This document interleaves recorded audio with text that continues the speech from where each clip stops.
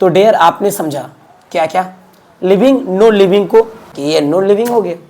तो जीवों को लिविंग और नॉन लिविंग डिक्लेयर करना एक सिंपल कंसेप्ट है जो आपको दे चुका हूं, और मैं अब नेक्स्ट लाइन को रीड करता हूं और उसे समझाने की कोशिश करता हूं कि इस नेक्स्ट लाइन में क्या बोल रहा है बुक। अब बुक की बातों को देखता हूं, बुक ने आगे क्या बोलता है। बुक ने सजीव को निर्जीव को समझाया, बहुत सटीक लाइन के साथ बोला था और सटीक लाइन से समझाया। अब बुक समझाने की कोशिश जो कर रहा है उसको देखते हैं। बुक अब बोल रहा है जबकि पौधे, जानवर, चिड़िया एवं कीड़े मकोड़े सजीव है। तो ढेर आपने इस बातों को तो सुना भी और समझा भी और जाना भी और पहचाना भी, और आसानी से पहचान भी सकते हो, इसकी फुल गारंटी मैं दे रहा हूं। अब जो बुक बता रही है, बुक बताती है कि सभी जीवधारियों में जीवन की एक निश्चित व्यवस्था रहती है, मतलब बायोडाइवर्सिटी। जितने भी जीव है वो सब क्या है, एक बायोडाइवर्सिटी में रहता है। मतलब जो भी लिविंग है उसका अपना अपना एक बायोडाइवर्सिटी है, एक इकोसिस्टम होगा अपना, एक इको। विदाउट इकोसिस्टम के कोई जीव नहीं रह सकते हैं ऑन द अर्थ, और विदाउट बायोडाइवर्सिटी के कोई भी जीव का जीना पॉसिबल नहीं। बुक के जो इस लाइन जो बुक ने समझाने की कोशिश किया है, तो यहां आपने देखा बुक ने क्या बोला, सब जैविक प्रक्रियाओं, बायोलॉजिकल प्रोसेस से हमें पता चलता है कि वे सजीव है। उदाहरण के तौर पर उड़ती हुई चिड़िया, दौड़ते हुए जानवर या सोए हुए जीवों के श्वसन से शरीर में होने वाली गतियां। आपने नोटिस किया बुक ने क्या क्या लाइन और कितना सटीक लाइन के साथ समझाने की कोशिश किया है। बुक का लाइन ये समझाने की कोशिश कर रहा है कि कोई भी जीव अगर वो सजीव है तो उसमें बायोलॉजिकल प्रोसेस को देखना पड़ेगा। बायोलॉजिकल प्रोसेस में बुक क्या बताने की कोशिश कर रहा है, बुक ने बताया बायोलॉजिकल प्रोसेस चेक कीजिए, बैठी है, सोई है, फिर भी वो जीव में बायोलॉजिकल प्रोसेस हो रही है ना, तो वो जीव जीवित है, वो जीव मृत नहीं है। ये दूसरा स्टाइल। कोई भी सजीव तभी हो सकता है जब उसमें बायोलॉजिकल कुछ प्रोसेस होता है, उसे आपको देखना है, उसे आपको समझना है। ऑटोमेटिक आप पहचान जाओगे कि कौन सजीव है और कौन निर्जीव। आगे बुक ने बताने की, पौधा में देख लीजिए, पौधा अगर एक ही जगह खड़ा है, एक ही जगह वो सो भी रहा है, वो भी खड़ा। पौधा में आंख की बात करना एक मुझे लग रहा है कि सही नहीं है। पौधा में आंख नहीं होती है। पौधा का 4 ही पदार्थ ऐसे होते हैं जिसके कारण वो भोजन कर पाते हैं। अगर बोलेंगे कि पौधा में पैर होता है, हाथ होता है, तो ये पौधा नहीं कहला सकता है, वो फिर आदमी हो जाएगा, वो फिर जानवर हो सकती है।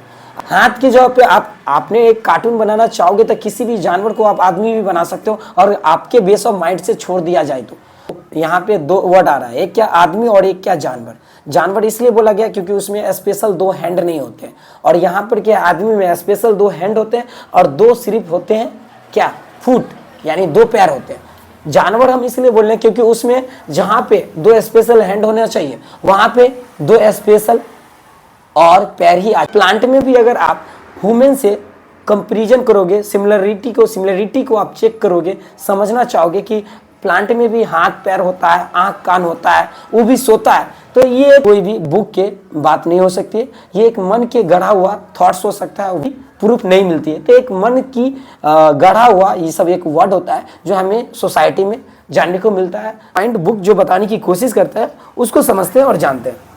बुक ने आगे बताई है, तो आपने देख लिया कि एक छोटे से बीज से बड़े पौधे में परिणत हो चुका है। अब बुक जो बताने की कोशिश करता है, अब बुक बता रहा है इसी प्रकार से जीवों में विभिन्न प्रकार की गतियां होती है। मतलब जीवों में गतियां मतलब क्या, वो ग्रोथ करता है, वो मोशन, उसके बॉडी में जो मोशन है, मोशन मतलब उसमें जो ग्रोथिंग हो रहा है, एडेप्शन का क्रिया हो रहा है, ये सब उसका अपना एक स्टाइल है, लाइफ स्टाइल है, जिसके अकॉर्डिंग उसमें ग्रोथ हो रहा है, जिसके अकॉर्डिंग उसमें गति हो रही है। तो इस पॉइंटों को ऐसे समझना है, ऐसे जानना है।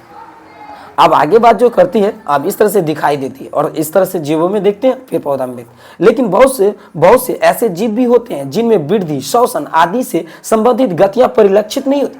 बहुत से ऐसे जीव है जिसे आप देख के महसूस नहीं कर सकते हो कि इसमें गति होती है, इसमें वृद्धि होती है या नहीं, तो आप सोच भी नहीं सकते हो, बट आपको चेक करना पड़ेगा। जैसे आप ले सकते हो अमीबा, जैसे आपको ले सकते हो पैरामीशियम, जैसे आप ले सकते हो वायरस, जैसे आप ले सकते हो बहुत सारे ऐसे हैं बैक्टीरिया जो आपको जीवित अवस्था में होते हैं, लेकिन आपको लगेगा निर्जीव हो चुका है, लेकिन वो जीवित अवस्था में रहता है। अब वायरस को कैसे समझे कि वो जीवित है और वो निर्जीव है? तो वायरस को समझने के लिए आपको यह समझना पड़ेगा कि वायरस अगर किसी के बॉडी पर अगर अपनी संख्या में वृद्धि कर लेता है तो वायरस सजीव प्राणी हो सकता है, लिविंग हो सकता है। अगर वो जीवित समझिए कि वो नॉन लिविंग प्राणी हो गया। तो नॉन लिविंग प्राणी को समझने के लिए आपको वायरस में चेक करना है सिर्फ 2 पॉइंट को। एक ही किसी भी जीव के शरीर पे अटैक करने के बाद अपनी संख्या में वृद्धि कर रही है तो वो सजीव हो जाएगी। किसी भी जीव के बॉडी पर अटैक करने के बाद अपनी संख्या में वृद्धि नहीं कर रही है तो वो निर्जीव हो जाएगी। तो आपने वायरस को समझा। और बुक की जो यहाँ पे लाइन था वो काफी एक मजेदार का लाइन था, काफी मस्त और सटीक वर्ड के साथ समझाने की कोशिश किया। तो एक बार मैं फिर से रीड कर देता हूँ, आपने एक बार सुन लो। जो स्टार्टिंग से जो मैं पढ़ूंगा उसको ध्यान से देखो।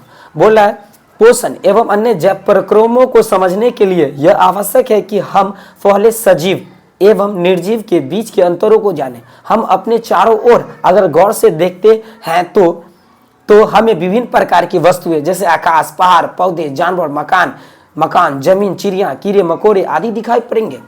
साथ में इनमें से कुछ ऐसे जैसे आकाश, पहाड़, मकान एवं जमीन निर्जीव है, जबकि पौधे, जानवर, चिड़िया एवं कीड़े मकोड़े सजीव है। सभी जीवधारियों में जीवन की एक निश्चित व्यवस्था रहती है जिससे जीवन संबंधित विभिन्न कार्यों का संपादन होता है। जीवों में संपन्न होने वाली इन जैविक प्रक्रियाओं मतलब बायोलॉजिकल प्रोसेस से हमें पता चलता है कि वे सजीव हैं। ज्ञात होता है कि ये सजीव प्राणी हैं। पौधे भी समय के साथ एक छोटे बीजों से बड़े बीजों में परिणत हो जाते हैं। इस प्रकार जीवों में विभिन्न प्रकार की गतियां दिखाई पड़ती है, लेकिन बहुत ऐसे जीव टॉर्सन आदि परिलक्षित नहीं होती है। और इस तरह से आपने समझा कि सजीव और निर्जीव में क्या डिफरेंट है। आपको ये एपिसोड आपके लिए वेरी यूजफुल है। कोई भी जीव निर्जीव कब हो सकता है, कोई भी जीव निर्जीव कब हो सकता है, कोई भी जीव सजीव कब तक रह सकता है, अपने माइंड ऑफ बेस से समझ गए होंगे। तो मैं अब नेक्स्ट लाइन की तरफ बढ़ते हैं कि लाइन बुक में क्या समझाने का कोशिश करता है। तो चलिए।